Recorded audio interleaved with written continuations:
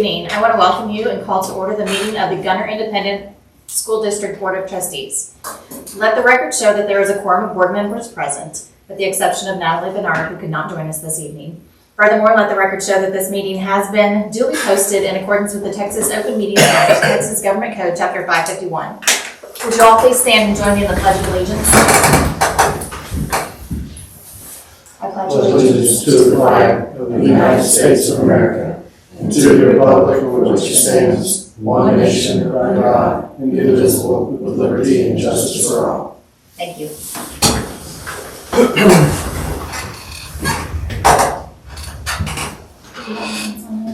No, ma'am, we do not have any public comments, which would lead us straight to item number 4, Superintendent Report and Monthly Financials. The floor is yours. Good evening. We have the monthly financial reports as of November 30th, 2024. We'll start out with the statement of position by fund. So for the general fund for the Lamar checking, we ended November with $2,122,684.04. For the workers' comp fund, we ended with a balance of $133,889.80. The school fund for the activity accounts, we ended with $152,647.03. And the Lamar General Operating Investment Account, we ended with $332.20. And the Techstar General Operating Investment Account, we ended with $852.78, which was a total of $2,410,405.85 for the total investments for the general fund. For the interest and sinking fund, we ended with the Lamar checking account with $161,050.36. The Techstar INS fund, we ended with $1,543,693.47 for a total of INS funds of $1,704,743.83. Then we have our construction funds. We ended our Lamar 2016 bond checking account with $19,508.95. The 2022 bond checking at Lamar, we ended with $682,396.10. The 2023 Lamar bond, we ended with $18,426,854.77. And then the Techstar account for the 2016 bond, $18,956.76. And the Techstar 2023 bond, we ended with $7,025,762.55 for a total construction funds of $26,173,479.13, which gives total investments of all of our accounts of $30,288,628.81 to end with July. On the next page is just the inventory of the actual investments accounts as of November 30th. And so that's everything that you just saw minus a couple of the accounts on the other page. We ended November 30th with $27,698,848.63 for all of those. Next, we have the property tax collection analysis.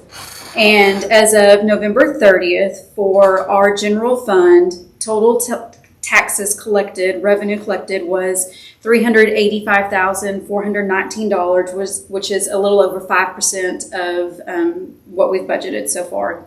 They'll really start trickling in this month and the next few months.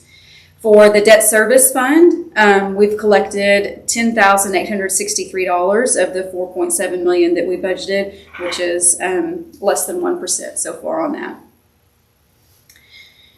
Next, we move over to the budget summary as of November 30th, 2024.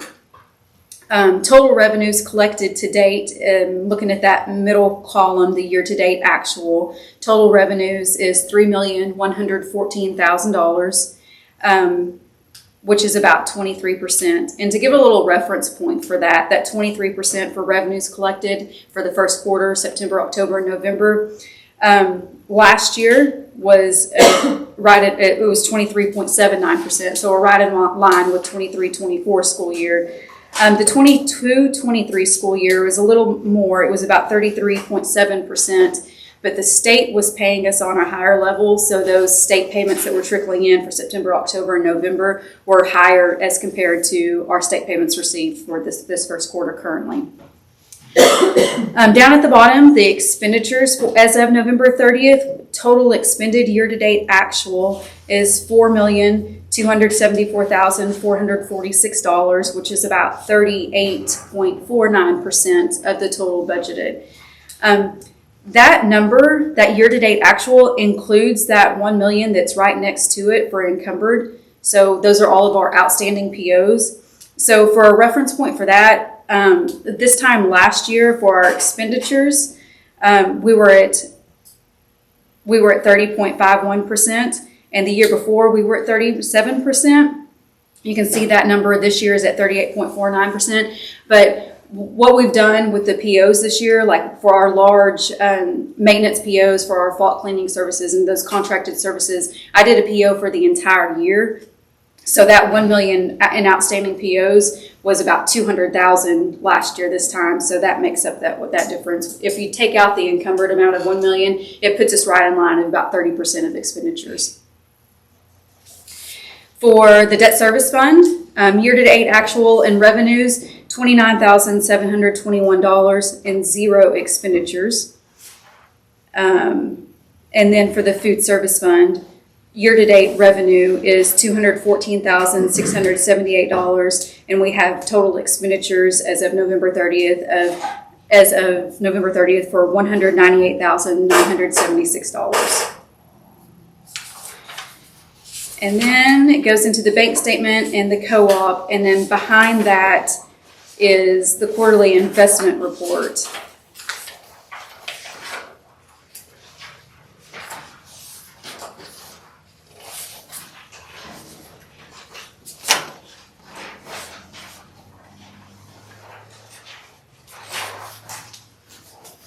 So that quarterly investment report are all of the accounts that we went over in the first report that we went through.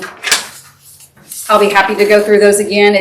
I read off the ending balances as of November 30th. All those ending balances are there. The only thing different from this one and that one is that it has the beginning September balance, September and October in there as well, but all ends at the same.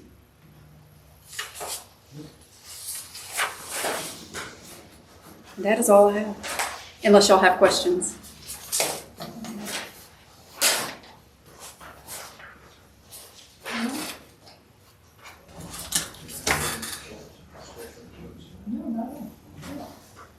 Thank you, Ms. Thanks. Fair. That leads us to item 4B, communications, and we'll just go ahead and skip down to number 3 and do campus principal reports. So we don't hold you guys up. Thank you, Ms. Blanche. Hi. Okay, guys, I'll start with the high school. So right now, Mr. Button reported that there is 366 students enrolled with a 95% attendance rate. Obviously, we're having a very exciting football season. So it's been an exciting week. We advanced state for the 4th year in a row. We're going to play Woodville on Thursday, December 19th at 3 p.m. So please show up and support the hardest working boys and coaches in the state. On December 11th, and I was going to report on this as well, our band programs put on a joint concert, the middle school and high school bands. It was a wonderful concert. They sounded great. They looked great. Mr. Farrell made a special appearance in the middle school portion, so it was really good. The following band students made all-region band: Caleb Sallard, Maddox Wagner, Justin Grayard, Eric Freyer, Brooklyn Neufeld, Christy Grayard, Kendrick Campbell, and Sarah Smith. So if y'all don't know about all-region band, like, that's a huge deal. It's really cool. Great job. And I was looking at the chairs, and we had several that were first and second chair, so that's awesome. Texoma Chevy dealers came out to the high school and presented a student-athlete check of $1,000 to Madison Smith. Her teammates looked on as so many wonderful things were said about her character, which makes her the perfect choice for that honor. HOSA presented a $150 donation check to Women's Rock.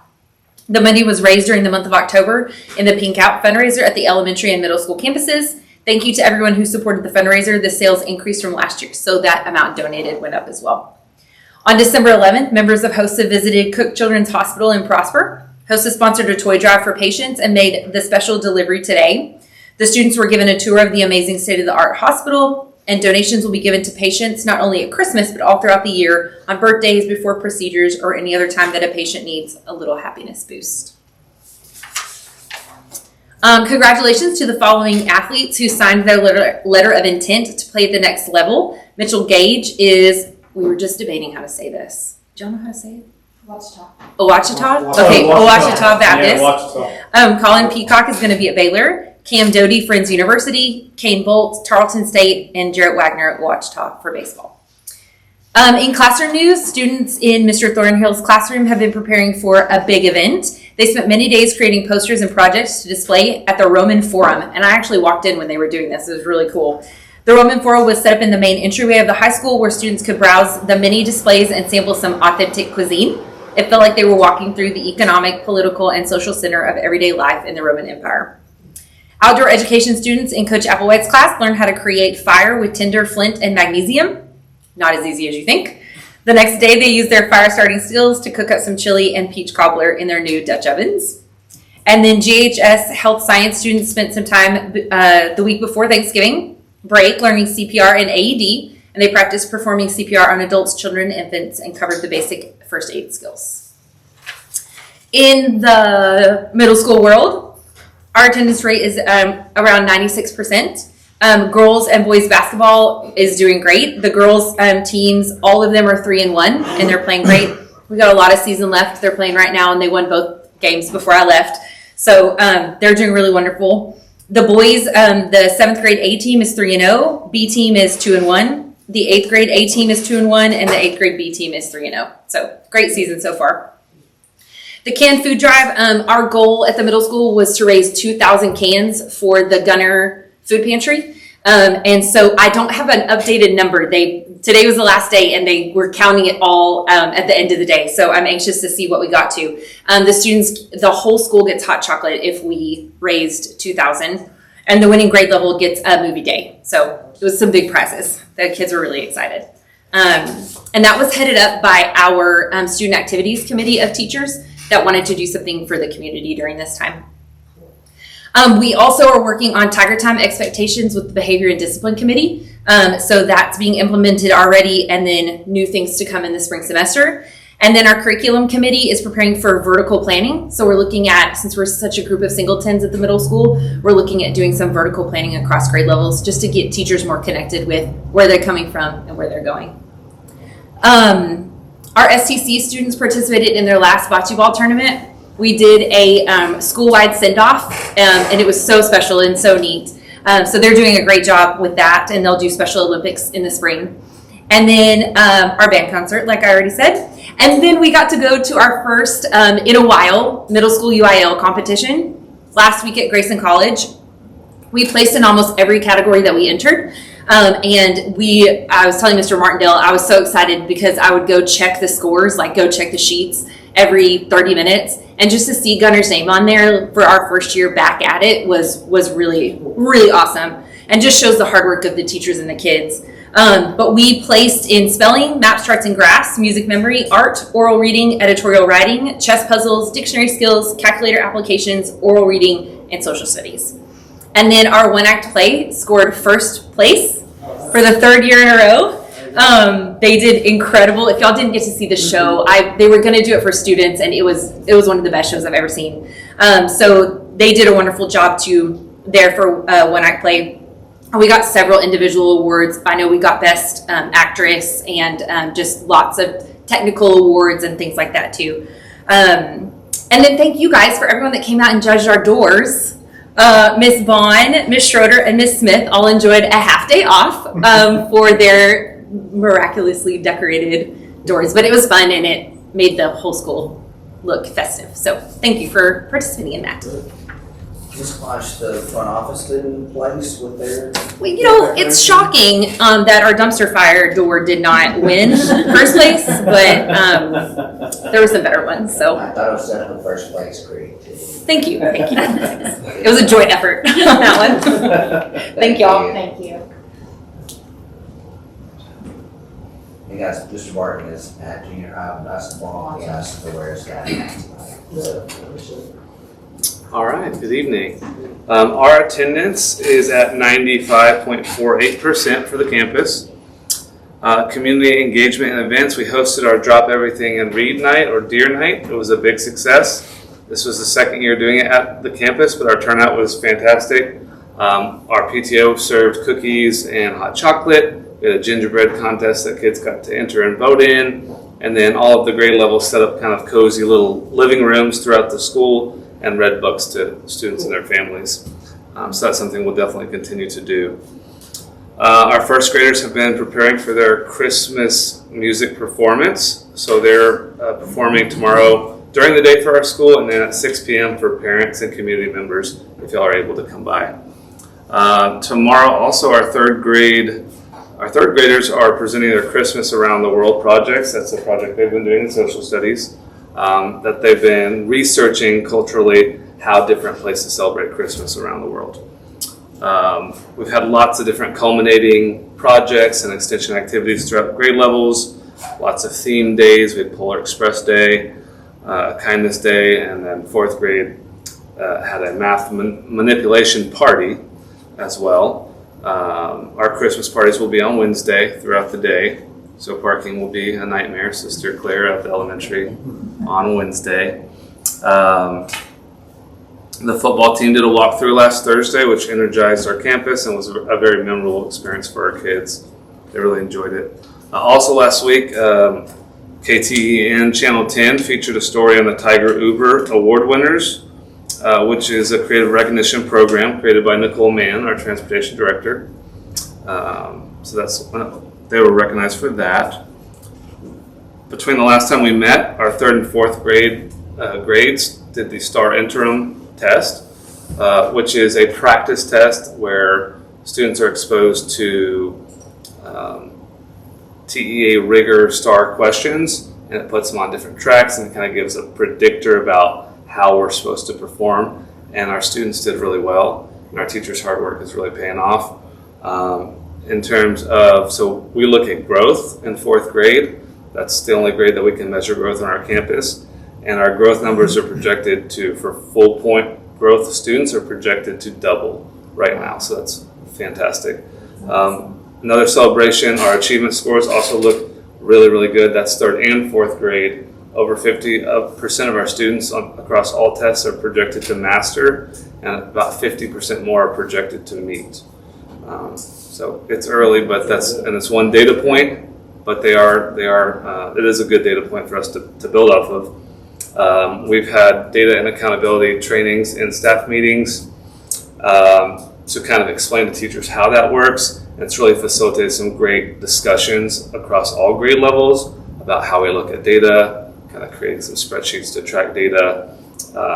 Met with pre-K and kindergarten earlier this month to kind of look at what that looks like for their grade level, because it's harder to track data for those grade levels. And we're going to meet with first and second grade as well to kind of start having those vertical alignment conversations. So very positive things there. That's basically all I've got for you today. Thank you. Thank you.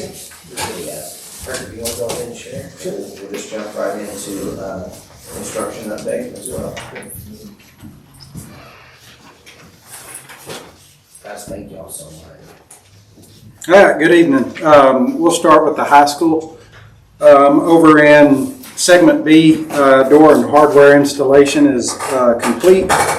Technology data runs are nearing completion. Floor installation has begun. All of the toilet specialties, accessories, toilet partitions, and mirrors, soap dispensers, things of that nature is nearing completion as well. And final paint is ongoing. Over in area C, the punch list work is ongoing, and the sound doors and installation is nearing completion, so we finally got those in. Over on the middle school, which is segment D, the wood floor is ongoing in the gymnasium.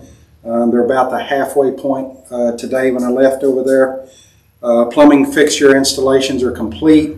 We've got same toilet accessories are starting to go in now, so I'll be wrapping up those restrooms pretty quick.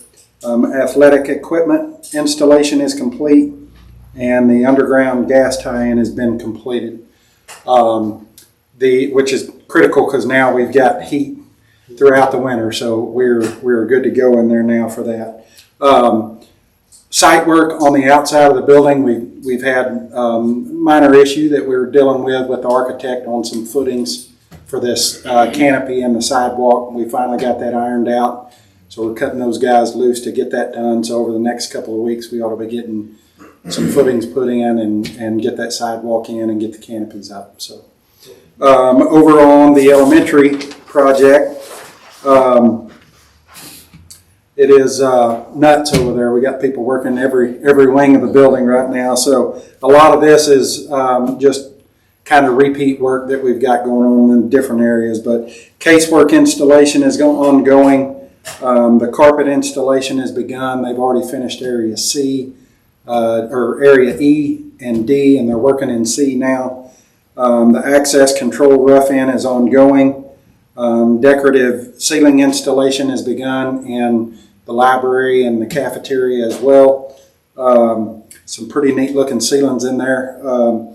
The finished paint is ongoing. Kitchen equipment installation has begun. They've finished bringing in all the equipment now. So it's time to start getting that hooked up and start commissioning and starting that stuff up. Toilet specialties installation is nearing completion. Permanent light fixture installations are starting to go in.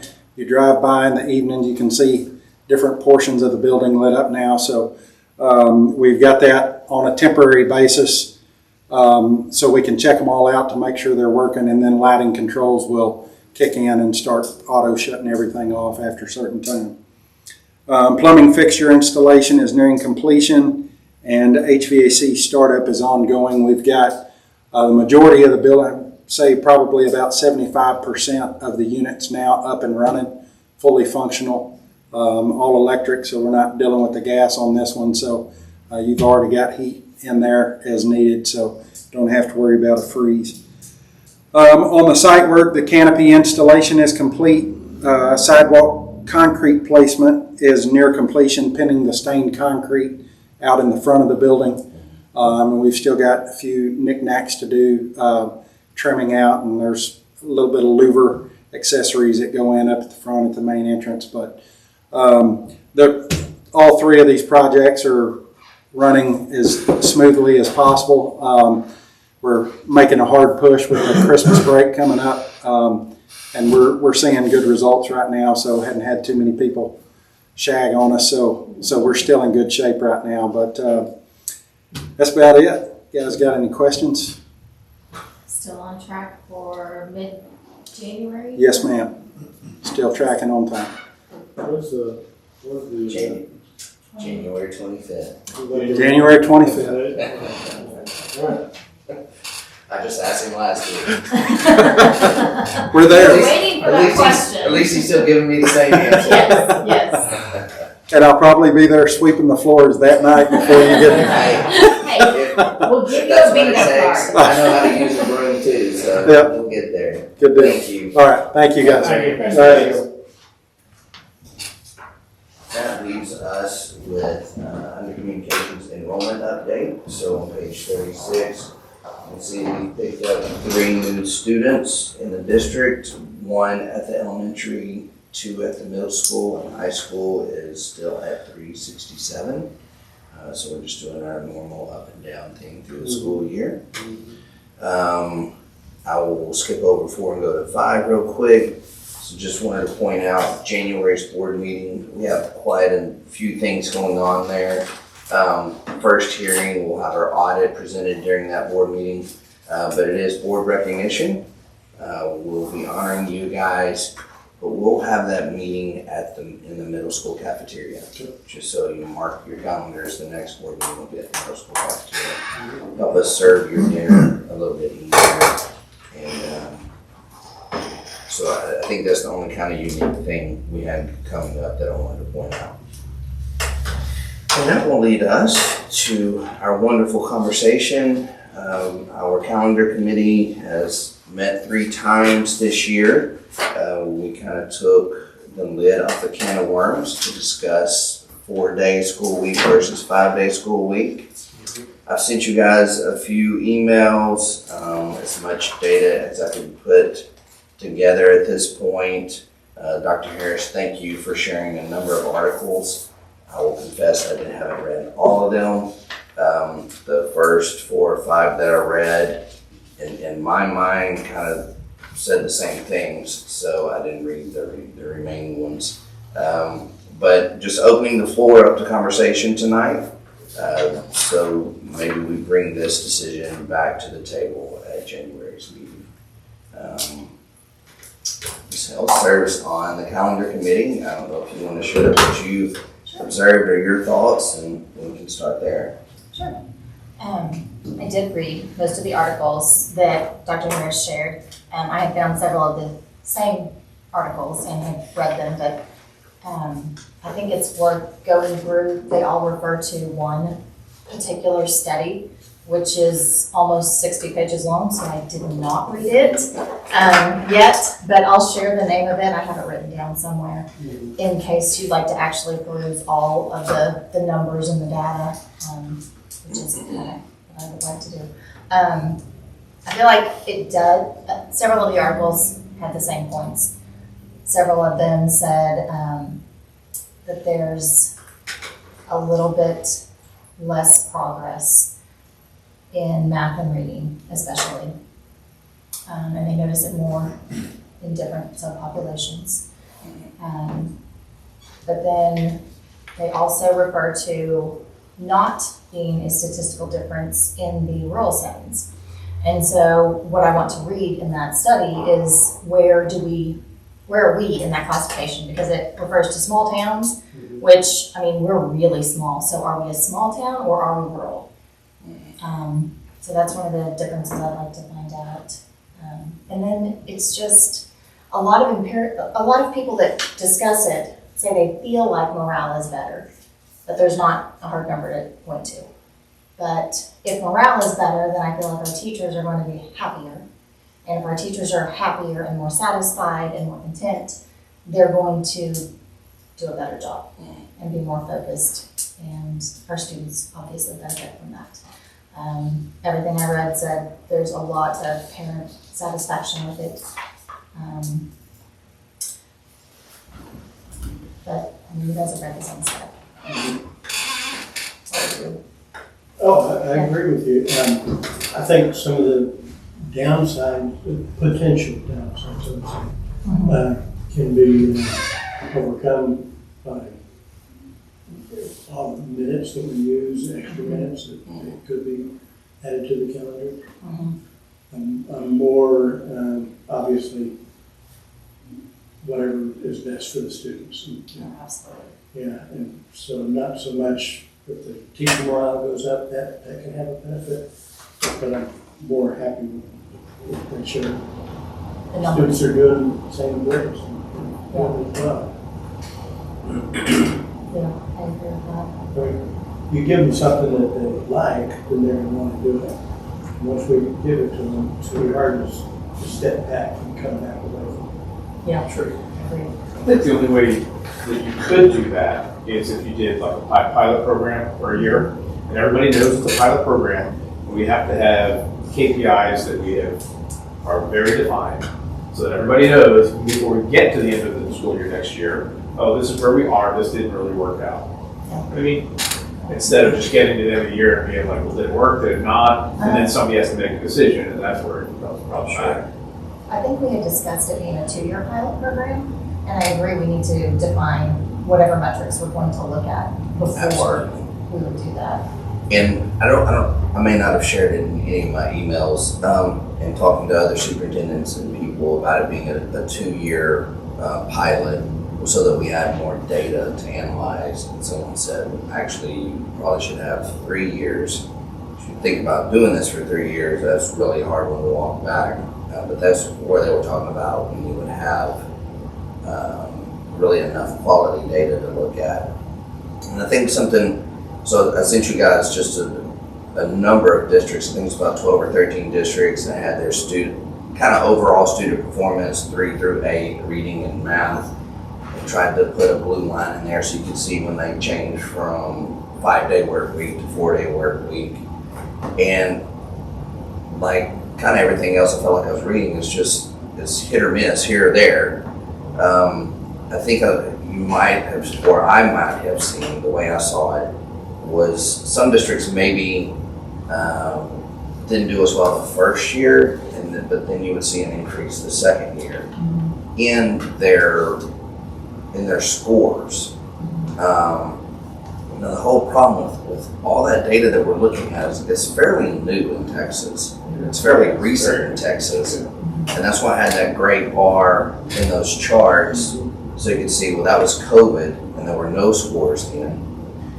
We all know that kids suffered a setback during the COVID year. We're starting to pick ourselves up and get back on track, and then we have STAR redesign, which has 100+ districts suing the state of Texas for this exam that they are expecting kids to pass at the same rate before, and it's more difficult. So the whole, I guess the point I'm trying to make, it's hard to look at our Texas data because none of it is apples to apples. And so it's hard to see, but you can see where a lot of districts like year 2 and the way the data was approaches, meets, and masters, what we look at, you can see an increase in some of those, and in the majority of those. I'm not saying all of them. And you guys were right. What I read too was, so our overall scores will look like an increase, but you even have to remember from year to year, if you're looking at 3rd grade this year and 3rd grade last year, well, that's still not apples to apples either because it's not the same students. Right? So that's what came into play where, and I think Dr. Harris emailed me, and you may mention it to everybody, is it wasn't the year-to-year performance, but the overall student growth. So if you take those students and what Eric and his amazing teachers are doing on their campus now is monitoring individual student growth. Yeah. Well, if we're already on top of that data and monitoring that, then that's something that should jump off the page at us immediately. But that was the data where you could see, and I think if I read it correctly, and both correct me if I misspeak, it took a little while to see that decrease in student progress. So, but it was, I think it's at 8 years. 8 years. So Once you're there for 8 years, and if we've done it for 8 years, it's kind of hard to walk back in too. but you're right. Yes. The more numbers that we have, 1 versus 3 years, I mean, you have a lot more data to figure out how things are going. But then, are you already gone by the time we're right to that point? Well, and I want to admit to you guys, I knew last year we'd have to start having this conversation because so many districts are making this decision, and they're making the decision based off teacher morale, student attendance rates, and that's why I sent y'all that data too. Like you saw what our student attendance percentage was by day of the week. But you also saw the hard number of teacher absences by day of the week. And I don't think we were surprised at all by what Friday showed us in both those areas. I have said from the get-go that if it's not best for students, we shouldn't be doing it. And since we've looked at this and I've had many conversations, I think I shared in one of my emails that I lean towards trying it for our teacher morale. And it's going to become a teacher retention thing as well, because you're going to have so many districts around us that are only going to school for 4 days a week that our teachers are going to start looking at those districts. No, I've said my piece and I'll be quiet again, because the conversation was to hear from you guys. Well, one of the things that I had read when I was looking at the rural versus small school, I really tried to figure out where we were in that. There was a conclusion that they thought maybe the prevalence, and I'm just going to read the quote, the prevalence of sports in rural areas causes many athletes and the others, the support people that go with them to miss school on Fridays. So that there's so few students remaining that teachers decline to teach. So they're effectively already functioning on a quarterly. So, and I feel like that fits us, and so that's why they're not seeing the decline in the rural schools, because they're basically are functioning that way. And so that is worth some more discussion, I think. I think, and someone asked the question within our team of 7, if I thought that Thursdays would become the new Fridays. And I have to admit, this is specifically for Gunner in the fall, that I don't anticipate that. Because we have, and I'm going to talk about football, but a huge percentage of our boys play football. On Thursdays, those kids still have to be in school in order to participate in their JV, freshman, and 8th grade games. And varsity players still have to be present on Thursday because they're still preparing for Friday. So that's why I don't think we would see the student attendance shift from Friday to Thursday and be the new Friday. For example, we wrap up the semester in 2 days and then we're still playing football the day after that. So I wouldn't think in the spring Thursday would become the new Friday, student attendance wise.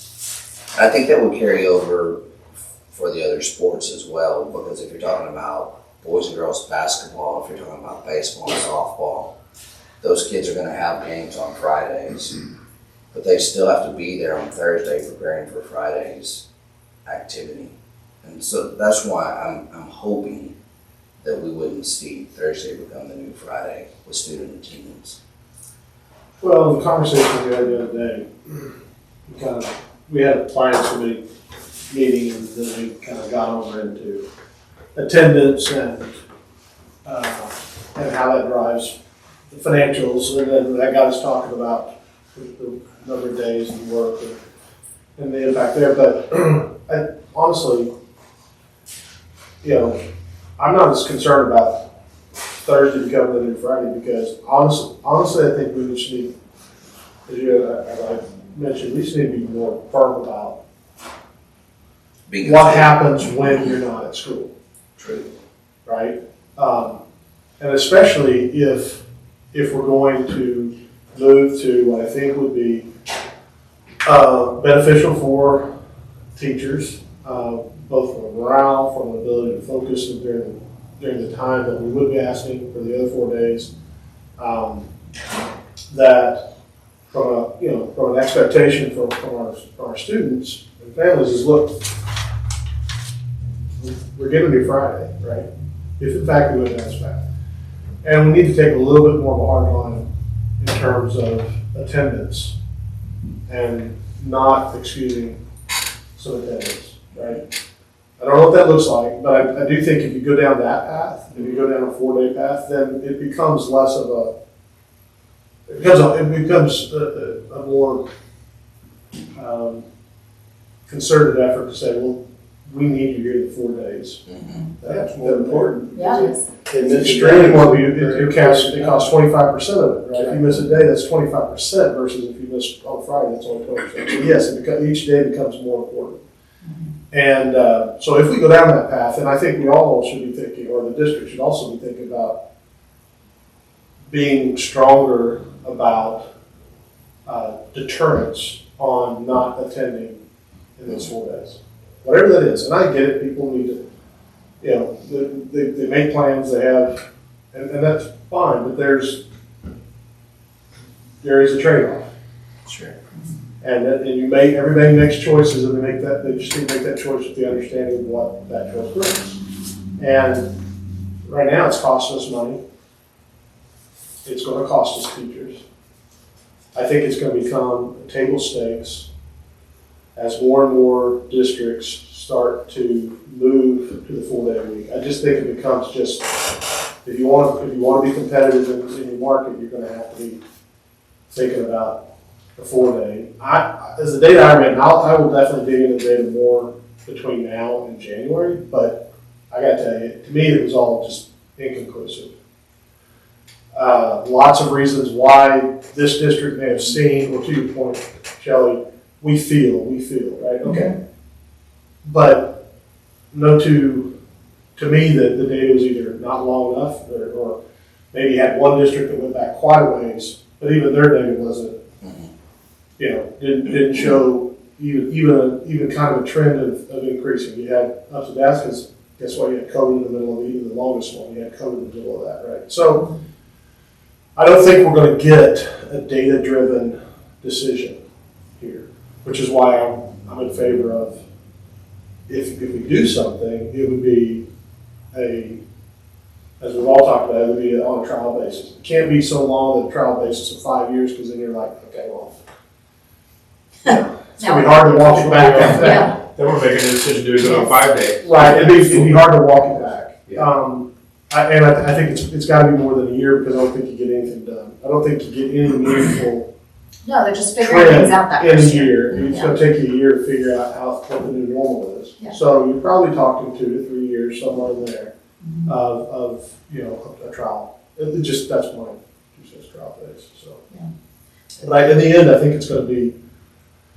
I'm not saying that the data, there's no data, but I don't think it's going to be, the data tells you this is a good decision, or this is not. It's just not going to be too early. It's too early, right? Yeah. This is all So relatively new. the That's study why that I'm concerned about moving into it without having a good grasp on what it's going to do to the students for the progress. that study that several of those articles refers to is from, it's a lot longer of a study. I had it written down, I think it was from school year 2008, 2009, yes, to school year 17, 18. So it's pretty long, but then my concern is, well, but it's not super recent. And Texas is not in it. But it is several states, 12 states worth of districts. So I feel like there's merit in looking at those numbers. But some of the other things that it had talked about in those articles that I felt like we needed to really pay attention to was the number of minutes. And basically that study, if I did the math right, said the districts that had at least 475 minutes a day were not as effective. But I feel like, remembering back to the calendar committee, and correct me if I'm wrong, most of the 4-day calendars did have about 500 minutes a day. Yes, so I think that we're probably looking at an okay number of minutes to not affect, based on the limited information we have. But I feel like it's important that those are utilized minutes. That then we don't say, okay, but now we're going to have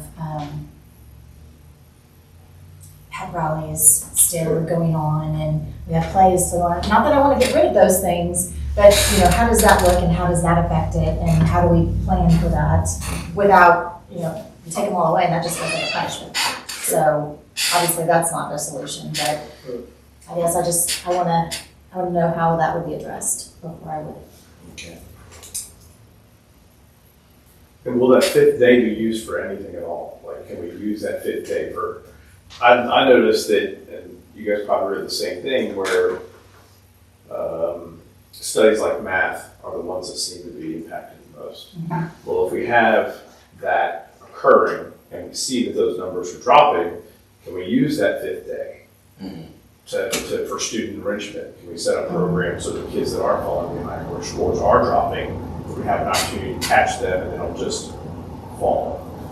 Can we do that? I think one of the districts that we had looked at use it. They don't do it. I don't remember how often they did it, but they called it Friday or something, where they could catch those kids up and do some extra I think once a month, one Friday a month, and that was geared at capturing those kids. Just I would love that, Yes, because I yes. mean, it seems like that would almost be beneficial, because then you get those kids that might be struggling that have some kind of hyper focus on those kids for that period of time, which could be beneficial. Yeah. That the kids that are Small fine are groups, just gonna continue to be fine. Might be an opportunity to really focus on those kids that are struggling. Yeah. On that fifth day. Also, just so y'all know, Natalie emailed me and had concern about the length of the day for the elementary kids. It had to do with transportation and them waiting on buses. And I don't have all the details, as Mr. Bell was sharing this last week, but he and Mr. Davis have been working on the number of minutes in the elementary schedule. And Mr. Bell talked about running 2 tiers for both bringing to school and taking from school. That would have that elementary starting first, I believe. But so we give them school first, but then they get out first as well. And so we pick them up and take them home and then come back and get the secondary kids. So you wouldn't have your elementary kids waiting as long or being on the bus as long and things like that. So we're trying to address those things as well, because I know that's one of the major concerns out of our elementary teachers and families as well. It's just the length of the day for the elementary kids. And we're trying to resolve some of that through transportation and just changing when and how we're picking up and dropping off. And so they're not sitting around as longer on the buses and longer. Right. So I don't have those, I apologize, I don't have those details, but I know they're working on them. Good. So. Well, as part of the committee, when you guys looked at the 4-day, because you guys looked at calendars, or kind of, what are we talking about in terms of how many more minutes on a day on the 4 days? I Is can't. it as easy How as? many minutes do we have right now? Right now, we have 460, and I think some of those calendars have 505, maybe, so, 45 minutes. Yeah. Now, you're gonna, I think we start sooner. It depends on, it depends on starting and date. Some added 30 minutes to the day when you had, and then you had like a longer calendar, so you go past, Labor, whatever the one is in May.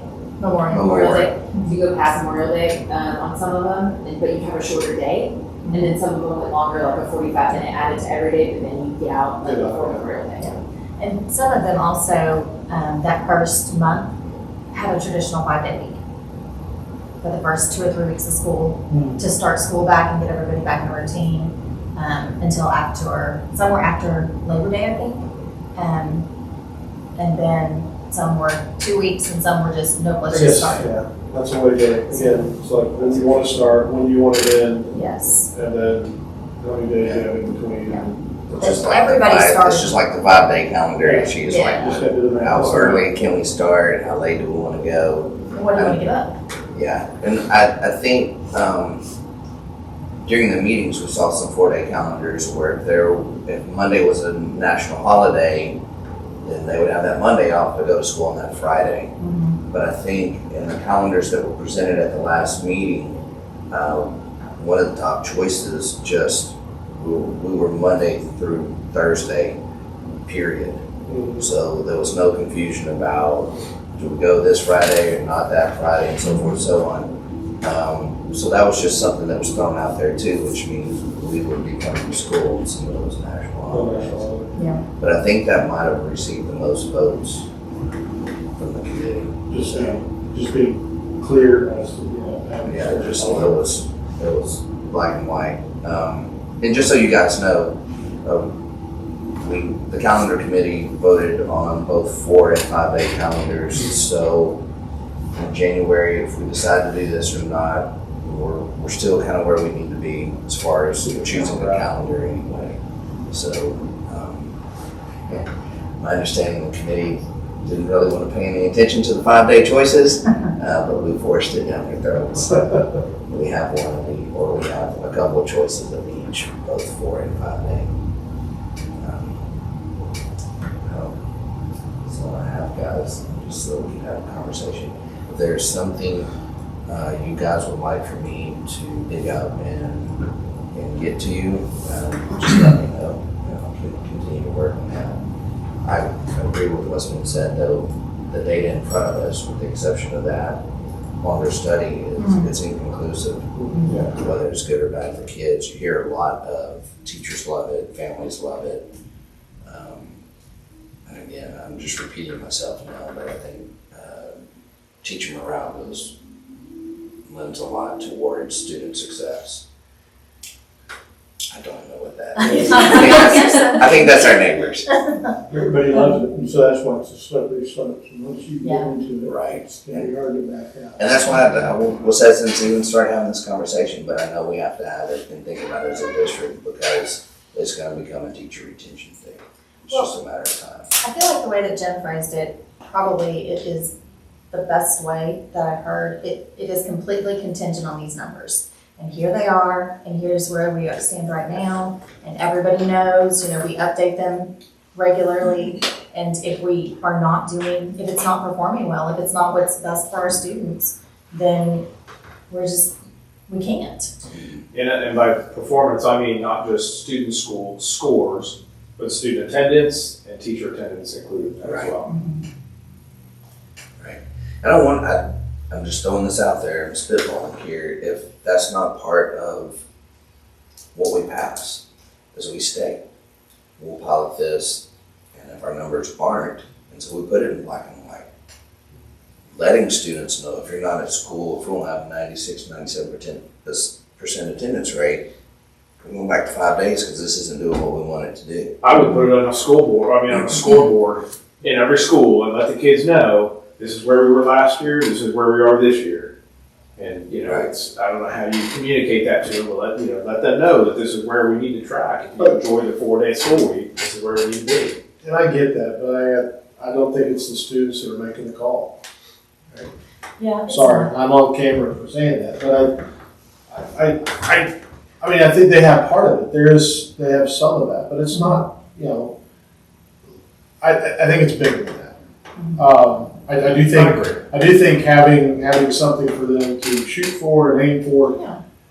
More importantly, for the community to understand this, we don't want to I keep hearing that we don't want to do something that if it hurts the scores. I also think what hurts scores is not having teachers in the classroom.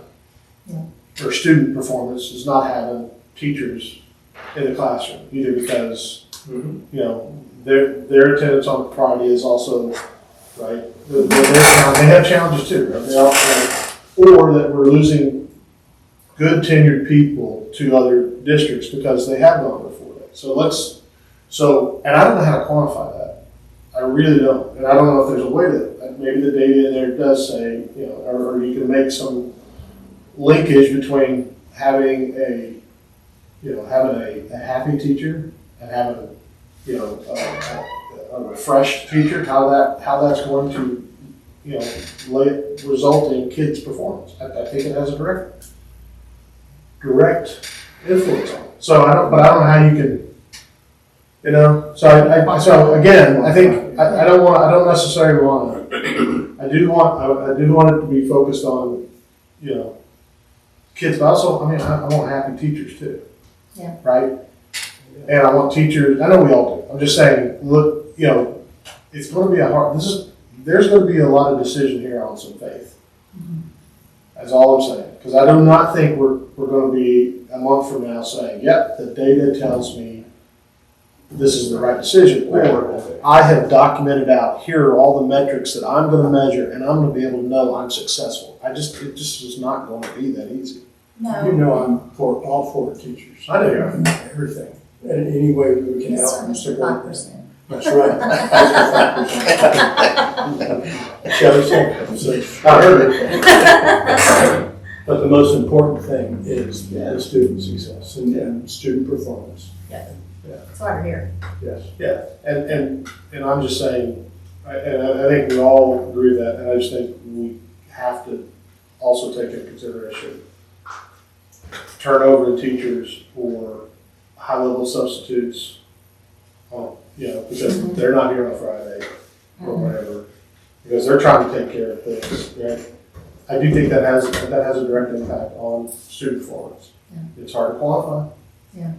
But I'll just tell you, I'm leaning towards trying to figure out how, what does that look like? I I'm not saying I'm sold on it yet, or that we should automatically go there, but I'm interested in the experiment. Yeah. It's a more popular move for rural districts, smaller districts. Yes. What about the bigger suburban Prosper, and they move? Do they think of that? I don't know about Prosper, so I was kind of asking if we were looking at it, but I haven't heard where they stand, so, I know there's a school in Frisco that's doing it, okay. so it's gotta be a middle school or elementary school. I was gonna ask, well, I don't know, I was gonna ask Eric, to me, it sounds like the elementary is gonna struggle the most just because of the kids and the long days. It seems like the kids would have a harder time adjusting to the 4 day. I mean, what's your opinion of going to a 4 day? Probably hurts you the most from just students' productivity. Based on talking to teachers, they're largely supportive, but their big thing was that they didn't want kids, they didn't think elementary kids would be locked in until 4 o'clock, which was part of the reason that we were really pushing for an earlier start time, like 7:15, get up 3:35. They just felt like kids might struggle at the elementary level going to 4 o'clock. That was the feedback. Most of the stuff I read was elementary kids struggle. But I also read that elementary kids get more sleep Right. On a 4-day I read week. that too, that's what I than was they gonna do say. on a 5-day. It doesn't affect middle or high school, because, they're not gonna go to bed. But elementary schools, so I found that interesting. Yeah, before all this research I was reading, I was kind of against it. I just didn't see the benefit.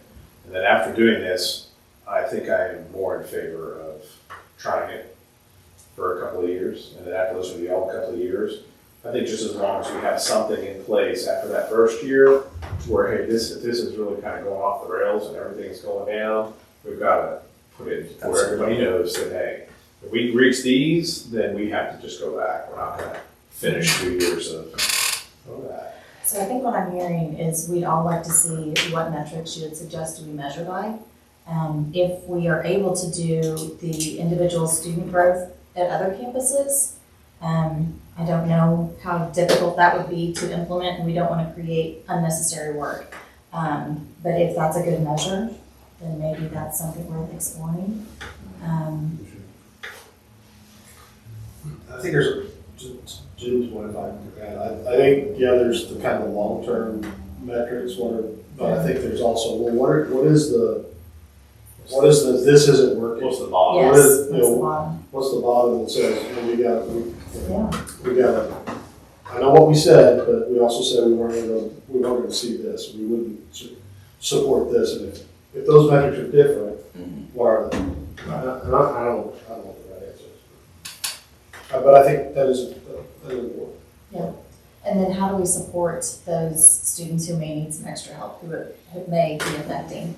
Because, I'm sure there's probably some groups that have already been identified that may be more adversely affected by it. How do we support them best? And how do we also support our highest performers? Because that was another group that I saw that was affected. The ones that were performing at the highest level didn't have the growth potential that they would have on a 5-day week, because they were missing those enrichment opportunities.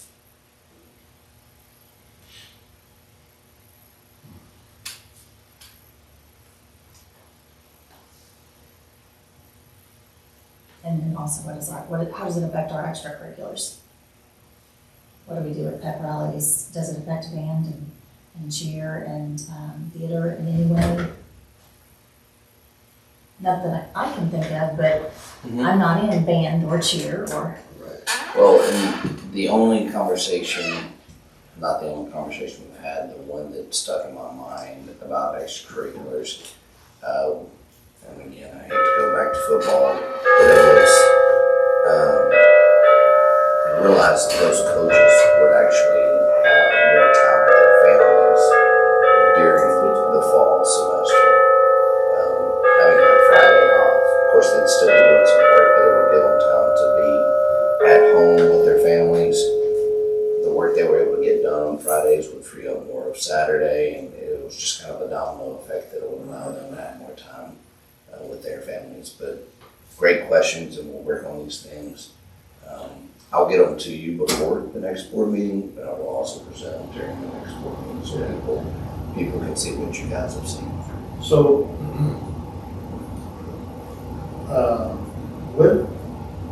so you're in a position to make a decision, you're not, next board meeting, what's the deadline for making a call for the upcoming year, or can't get comfortable with, I mean, I'm just trying to understand, is there a deadline? Because one time we were talking about maybe having a conversation, put it up for a vote today, but we backed off, I get that, right? But is it really January? We need to make a decision in January.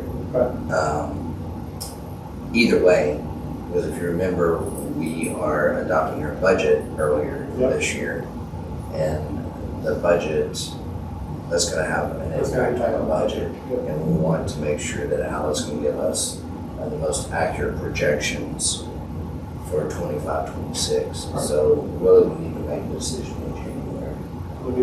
And probably what I'll have on, I think we can do that too. Probably what I would have, like, if making this decision where item, usually new business falls under 7. If this was 7A, 7B would be calendar options, whether it's the 4-day or the 5-day option. So you make this decision yes or no, and the next decision, which calendar we're going to move forward with. So, and even that, because I think we've had a couple years where we brought a calendar for approval, and in a meeting we decided we'd still like to see something different. So worst case scenario, then we're adopting a calendar, an official calendar in February. So even if we made this decision 7A, 7B, add calendar options, and we just weren't comfortable with whatever route we were going, I could still come back in February with that final. And that would be the latest. February would be the absolute latest. Well, and also as part of the calendar, then we don't need to send that out and get feedback from. Yeah, but So I we can do that kind every now and of then. take those options that the calendar committee's created Yeah. and get that community and that campus feedback, Okay. have that for you, so you see what we're bringing back to On either 4 or 5. on both. Yes, sir. So we'll keep playing the both game all the way up to that decision. Well, I would like to say, I feel like Gunner's kind of known, we kind of feel like we are unique and we want to be the best at everything. So I feel like our students and staff, our teachers and administrators would take the 4-day if given the opportunity and be the best at it. And excel. Yeah. That's kind of what I'm hoping as well. Well, yeah, that's what I would expect to see. Absolutely. I agree. Also, just remember, if that's what we decide, the bigger the change, the more transparent and the more we have to communicate. So just ask for whatever that, I don't know what that means, but we just want to make sure that everybody knows, it's not a surprise, how we do that, we should be super transparent. Right.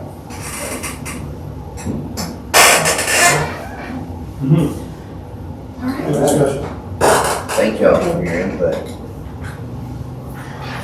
I think that was all the communication items, which leads us to board member report. Item A is Team of 8 update. I was working on that for us. Alan Gardner from the Service Center had given me a name of someone I reached out to them, and they haven't come back in touch with me. So we're no closer to having a Team of 8 scheduled, but and nothing against Alan. Now I'm also working with Mark Cahey, both do the same things at the Service Center. They're both looking for that person for me. But we will do ISO training, so we can get Team of 8 and ISO, 2 birds, 1 stone, and that will put everyone on the same schedule with ISO training. Because right now we're kind of different schedules with ISO. So I'll continue to work on that. Do you want to share anything with Finance Committee? Yeah, we had a finance committee meeting on the 12th. We're walking us through a lot of the stuff that we, just kind of give an update on where the numbers were, kind of what we already talked about. This quarterly comparison she talked about, where we were revenue-wise, in the first quarter and how it compares, and there's obviously some differences in there that, but we talked a little bit about that. I think the most of the time was spent on, well, we got off on different tracks, but most of the time was spent, talking about upcoming budget that we've got set, and you'll present those at future meetings and kind of do that. The presentation you had where we talked about here's all the net adds, expected net adds, and so it was a good way to look at how the kind of what the budget was and where it's headed to, kind of the increases we know that are coming, and then some of the decreases we know, and obviously the deficit that we're projecting, continue to project. So we talked a little bit about that. Spent most of the time, and then talking about, well, what are some of the options you can do to try to grow revenue.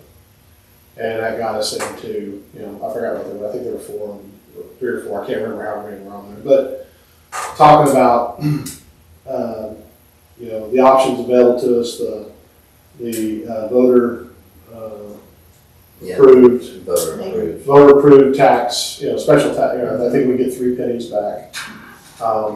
We could put it up to get 3 pennies. 3 pennies equates to $210,000, I think is what it was, on an annual basis. So nothing to sneeze at, but when you're looking at, some of the other headwinds that we have coming up, and the one community member we had in the room with us immediately when that came up, no, we're not talking about that. So he was joking, but it's the reaction you would expect from those people when you start talking about, oh, can we go ask for more, for a special tax. Yeah. Although you could, we talked about this, you could work it to where it's like, hey, you could continue to see your total tax bill go down because maybe we could ease up something on the INS side, right? Because we're at the max on the INS. And then somebody said, well, then, but if we're ever, if we're going to build that new high school, I said, well, not looking at building one anytime real soon. So, we might get into those conversations, right? Again, I think the point was all options should be on the table, and we should talk about all options. But that was one. How do you drive attendance rates up? Because attendance rates have a direct, impact on the revenues that are coming in. And then, I think what else we had in there? Talked about open enrollment. Open enrollment, yeah. How could I forget that one? Open enrollment. And what would that look like? Again, from a financial perspective, not trying to solve it one way or the other, just understanding the financial impact, which obviously with the new camp, would be something we would do mid, but it should be something, again, as we start talking about budgets and start talking about headwinds against our budgets and our deficit, we need as a district to have some hard conversations about, well, what avenues do we have to other monies? State's not going to save us. State's not going to, tomorrow we'll check and say, hey, here's a whole lot of money. So we got to look at what are some other things that we can do, and be intentional about it as a district. Again, the finance committee isn't there to do anything more than really just kind of dig a little deeper and be able to provide some direction so that he and his group can come in here and present. And I can support them in those conversations when they present to the board. But we did talk about, about that. What would that might look like in next year as part of the new elementary opening, freeing up space at the middle school, the new 4 classrooms at the high school. What capacity does that look like? And having that conversation again. Another year into, and probably no new money from the state, and we're increasing cost, right? So no decisions or outcomes out, but really just more where we're at in the budget and how things are looking, and then some ideas around how we could, try to improve the top line. The only thing I'd like to add to that about transfer students and open enrollment, that's one of those tough conversations, decisions we should make sooner rather than later. Getting it out there, communicating about it, but letting people know that we're accepting applications for 25, 26, so that can be a part of that budget projection. So it's not that they would start entering our campus in the spring, but we would start accepting applications in the spring. So we get an idea of what the fall's going to look like and how that's going to help us with our budget. I think in essence, when we get ready to have that conversation, we're just going back to the policy and terminology we had changed a couple of years ago and just reverting back to being an open enrollment. The thing that would stay in place is the piece in the District of Innovation where we're allowed to review someone's transfer status daily, if we need to do it daily instead of annually, which is Texas Education Code support. So we would keep that in place. So if we had a student transfer in and they were not performing to the level we expect in Gunner, we could send them back to their home district at any time. And it wouldn't be just at the end of the year. So just to throw that out there, that's another one of those deep, tough conversations we need to have sooner rather than later, but would help us with our projections. Facilities Committee, we had a meeting scheduled last week or 2 weeks ago. I apologize, there's been committee meetings like every week, can't keep straight. We canceled that meeting, but we'll reschedule soon after Christmas time.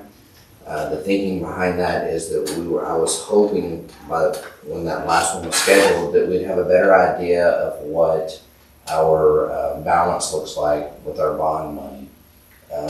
And so we'll reschedule that meeting when those projects are final or near final, so that when we come to the committee and we start prioritizing our capital improvements for the district, we have a very close idea of exactly what we have available to us.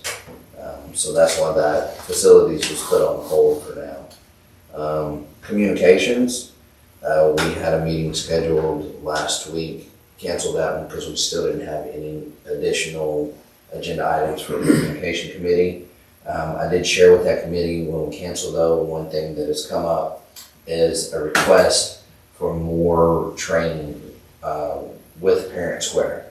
I haven't heard anyone that says they don't like it.